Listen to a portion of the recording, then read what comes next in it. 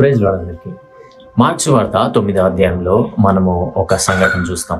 తండ్రి తన కుమారుని తీసుకొని వచ్చి యేసుక్రీస్తు దగ్గర, ఈ మూగ చెవిటి దయ్యము చిన్నప్పటి నుంచే ఉంది, మీ శిష్యులు గద్దిస్తే వెళ్ళలేదు అని ఆయనతో పంచుకుంటాడు. అప్పుడు యేసుక్రీస్తు ఆ దయ్యాన్ని గద్దించి వెళ్ళిపోమనగా, ఆ దయ్యము గద్దించినప్పుడు వెళ్ళిపోక ముందు ఏమని ఉంటుందంటే, అప్పుడు అది కేక వేసి వాణ్ణి ఎంతో వెలువెలలాడించి వదిలిపోయాను అన్నది.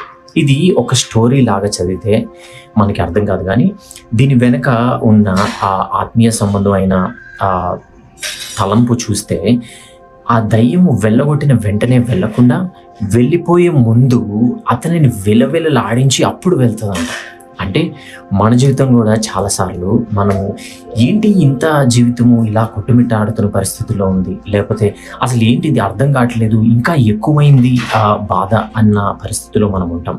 కాబట్టి మీరు అర్థం చేసుకోవాల్సింది ఏంటంటే, మీరు మీ వాగ్దానానికి అతి సమీపంలో ఉన్నారు కాబట్టి వాడు వెలువెల్లాడిస్తున్నాడు మీ జీవితాన్ని. ఆమేన్.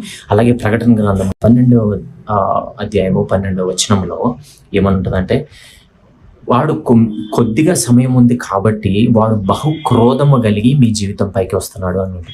కాబట్టి మనము మన వాగ్దానానికి అతి సమీపంలో ఉన్నప్పుడు మాత్రమే వాడు ఇంకా ఎక్కువగా దాడి చేస్తాడు అన్న జ్ఞాపకం చేసుకొని, దేవుడిచ్చిన వాగ్దానాన్ని మాత్రమే మనం జ్ఞాపకం చేసుకొని దానితో ధైర్యంగా ముందుకు సాగిపోవాలని ప్రార్థిస్తున్నాను. ఆమేన్. ఈ వాక్యాన్ని ధ్యానించండి. పరిశుద్ధాత్మ దేవుడు మీతో మాట్లాడగాక.